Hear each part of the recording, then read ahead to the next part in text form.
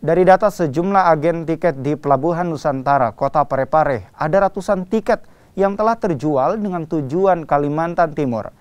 Para pemudik ini meninggalkan Parepare dan memilih mudik lebih awal, menghindari kepadatan penumpang. Meski jumlah penumpang mulai naik, namun harga tiket kapal dipastikan tak alami perubahan.